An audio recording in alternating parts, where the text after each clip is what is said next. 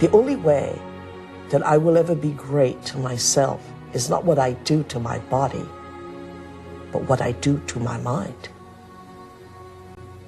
Now, this is a wonderful quote. Martin Luther King, he had many, of course, but this is a fantastic quote.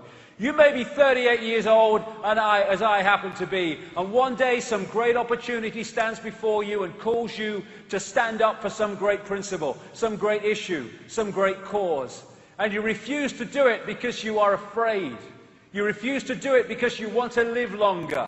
You're afraid that you will lose your job, or you're afraid that you will be criticized, or that you will lose your popularity, or you're afraid that someone will stab you or shoot you or bomb your house, so you refuse to take the stand. Well, you may go on and live until you are 90, but you're still just as dead at 38 as you would be at 90. And the cessation of breathing in your life is but the belated announcement of the earlier death of the spirit. You can walk tall, walk straight, and look the world right in the eye. That's what my mama told me when I was about knee-high.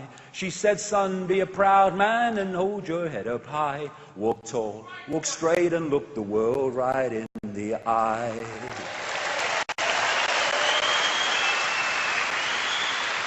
Well, then we have hierarchies. That's the vertebrae again. I know my place. And then we have the anti-hierarchy, anti-religion thing in the New Age, and they have the hierarchy of the Great White Bloody Brotherhood. I mean, it's hierarchies everywhere, prisons of the mind everywhere. Not just religion, but politics, race. You know, enjoy your different races. It's not who you are, though, it's an experience. And no race is better than another bloody race. It's bollocks. It's just a bloody vehicle. And, of course, the prisons of the mind of self-identity, not least little me. And when we have belief systems, that's how we see the world. Thus, we don't see the world. We see a dot in the world. And belief systems, you know, come in all shape and sizes. That is as frickin' ludicrous as that. You know, oh no, it's native peoples. Well, to me, I don't care if it's native peoples or a guy on Wall Street. It's bloody nonsense. What have you got a plate in your mouth for? It's ridiculous. Well, it's tradition. Well, bloody hell, sacrificing children was a tradition. Oh, you know, I mean, the belief systems come in all shapes and sizes. Gotcha. They don't care which one it is. And they found that when you have a rigid belief, the neurons in the brain fire off in a repeating pattern, constantly underpinning the belief and repelling all borders, and then the matrix has you. Albert Einstein, the definition of insanity is doing the same thing over and over again, expecting different results. If you always do what you've always done, you'll always get what you've always got. Therefore, it's time to do something else. Like getting that blank sheet of paper, getting everything off it and making it earn its place on it. Don't tell me, Dogma Dawkins, what to put there, or Mr. Doctor, or Mr. Academic, or Mr. Scientist, or Mr. Media Man. Don't you dare tell me what I put on my sheet of paper. This, and this tells me, not you. And then we can start to break the mold of being what other people tell us we should be, thus being like everyone else. In The Matrix, there was that scene where there was this acceptance that you are a slave. You have to accept your situation, because if you don't, you never do anything about it. So we face the situation, and then we bloody do something about it. You are a slave, Neo. I choose freedom. And then you have the transformation, which obviously can be challenging sometimes. It was for me. I had mine in the public eye. But the benefits of awakening to the greater self are just fantastic. Know thyself. Don't look in the mirror and say, that's me. That's an expression of your experience. Stop looking in a microscope and seeing me. Because you are all that is, has been, and ever can be, having an experience. You're not your mirror. You're not your body. And redefining self is greatly part of the awakening. Instead of saying, I am this person and that's me, it is, I am infinite awareness having an experience of that person. Redefining self. No more little me. No more I can't. No more I could never. No more the best things happen to other people. We create our reality by our sense of reality. Change that, we change how it manifests. My focus has been on biology and medicine, and we have the same problem. The textbooks are full of wrong material, They're out of date, and there's no interest in bringing them up to date. So there we have it. The work is really done by coming in and allowing yourself to feel. Come with me. You become a catalyst for a change of the interaction between you, the person who comes to see you, and God, love, or the intelligence of the universe, whichever word you most prefer. Watch your feet, watch your feet, watch your feet. There's a lot of research going on with this because reconnective healing is so distinct and different. It's different in the way we feel it, it's different in the results that we see. Scientists from all around the world are fascinated by what's happening. We've done measurements in the room that once you interact with this, your body changes. Your brain waves change, your heart wave changes, your gamma radiation emissions change. So there are some amazing studies and research that's going on that demonstrate that something with reconnective healing is new, it's different, and it is very, very exceedingly real. What are you feeling when I'm doing this? Light. And light. Without weight. Weightless. Okay, good. Now guess what? I don't know what's happening. I never do. 3 of the most powerful words we can string together are I don't know. Because when we're willing to say I don't know, the possibilities open up to everything. The gift isn't in the answers. The gift is in the questioning. And ignoring all this crap from parents and bloody teachers and media and politicians and all the rest of them. Oh, you're this, you must believe this, you're this, or that's bad. Shut the fuck up! Okay?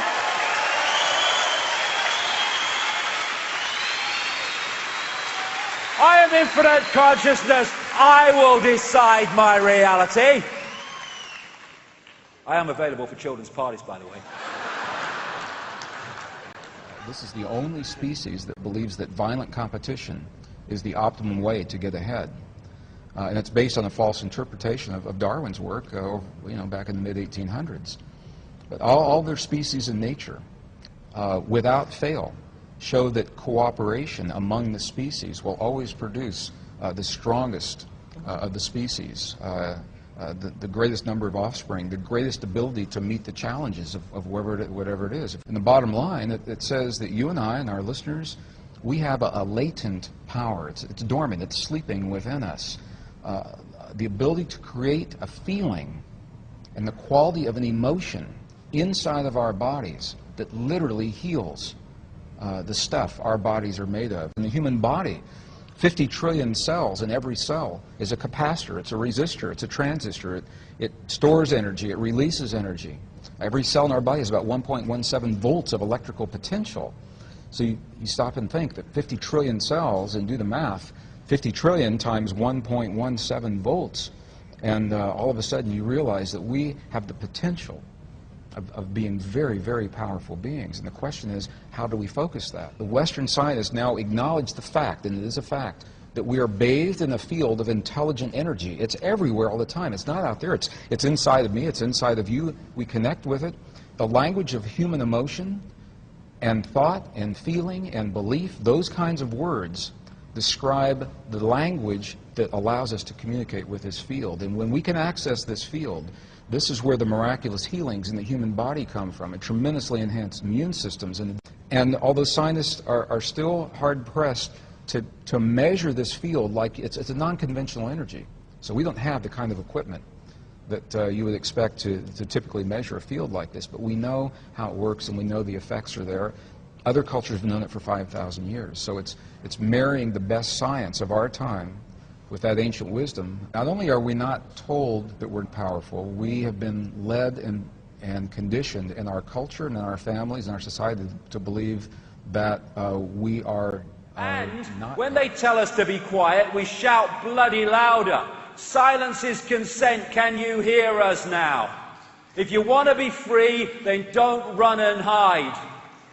This is a time for looking the world in the bloody eye, together, coming together. Strength does not come from physical capacity, it comes from indomitable will, Mahatma Gandhi.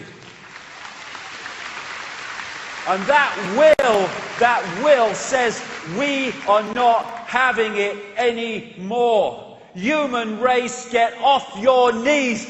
What are you doing down there? Hey! All these reasons we get on our knees. Oh, God, and oh, bloody hell.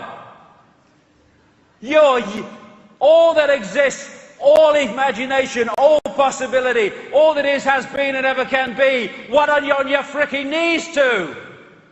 Yourself. Ridiculous. Come on. Get off your knees. Look at the dynamics. Look at the numbers. It can only happen because we allow ourselves to be divided and ruled. Divided and ruled through our occultic religions under different names. Divided and ruled by the ludicrous fault lines of race and culture. Celebrate your race, celebrate your culture. But it's an experience, we're all one.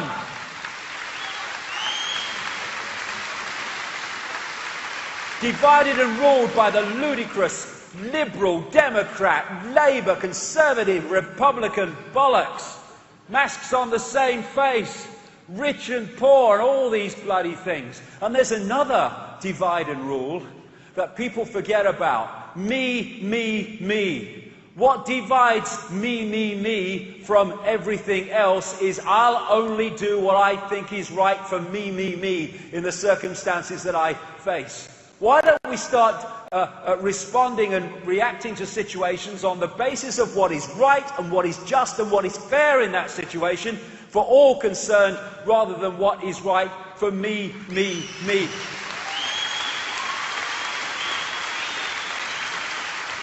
I'll say this. What are you doing, you people in science, who are developing every day more efficient ways of killing your fellow humanity and poisoning them ever more efficiently? What are you doing? You have children, you have grandchildren. You are destroying their world. Look in the eyes of your children, grandchildren, and tell them you can justify that. Why are you doing it? Because of me. My job, my money, my career. What about your humanity? What about your sense of decency? Awaken. Remember who you are. The mystic Osho said about the awakened man, woman, whatever, we're just all consciousness anyway. He said people are afraid, very much afraid, of those who know themselves. They have a certain power, a certain aura, and a certain magnetism, a charisma that can take out alive young people from their traditional imprisonment. The awakened man, woman cannot be enslaved. That is the difficulty. And he, she cannot be imprisoned. The awakened man, woman is the greatest stranger in the world. He, she does not seem to belong to anybody. No organization confines them. No community, no society, no nation. Why? Because they know that we are all one. All one consciousness. Freedom is being yourself without permission. People think, oh, we're all one. Oh, we're all the same then. I'm oneness and I'm oneness and I'm oneness. That's not it. When you disconnect from oneness into the limitation of mind and senses, that's when you become, I'm not oneness, I'm not oneness, I'm not oneness. Oneness is what? It is the celebration that we're all expressions of all possibility, celebrating spontaneity, celebrating creativity, celebrating uniqueness is to celebrate the oneness of everything, which is just all possibility under another name. It takes nothing to join the crowd, it takes everything to stand alone. And we're not, more and more, standing alone, because there is a great awakening going on. Einstein said you cannot solve problems with the same level of consciousness that created them. That's why the only way this world is going to change, this reality is going to change, is when there is a consciousness shift, an expansion of consciousness beyond time and space, beyond the bounds of time and space. And there is the gateway to that this system wants to shut. Open our minds and clear our minds of the clutter, the irrelevant clutter that the system wants us to take seriously. You know, I've seen hundreds and hundreds of sheep following a shepherd and a sheepdog. Hundreds of them. And the shepherd is authority. And the sheepdog is fear that authority delivers if you don't conform. Row, row, row. And you look at it, and all these hundreds of sheep are just following the one in front and succumbing to fear. Now, it wouldn't take anything like all of them. It would take nothing like half of them. It would take just a significant number of these sheep to go, do you know something, mate? I'm fed up of fight. Every day we come out of that field and we walk through this bloody street and we go into these... I've never been down that street. I've always wondered what's down. Have you? I'm going down. I'm having enough. I'm going down. Do you know something? I've never been down here. I'm going down here. In no time, just by a few of them saying, I ain't conforming anymore. I ain't giving me power away anymore. I'm not letting you tell me what I am and what I do anymore. This authority figure, he's looking around going, what do we do? What do we do? Because they've got no power. Because the sheep are going off in all different directions and are not conforming. And when the sheepdog comes round, row, row, row, oh, God, bonus. I mean, I'm not frightened of you, okay? Go away. You have no power over me. And thus, this mass of sheep conformity, herd-like conformity, controlled by a shepherd and a sheepdog, suddenly they cannot control them. The system cannot control them, because this only works if this follows that without question. And that's what the human race has been doing for generation and generation. The sheep breeding season is over. Human race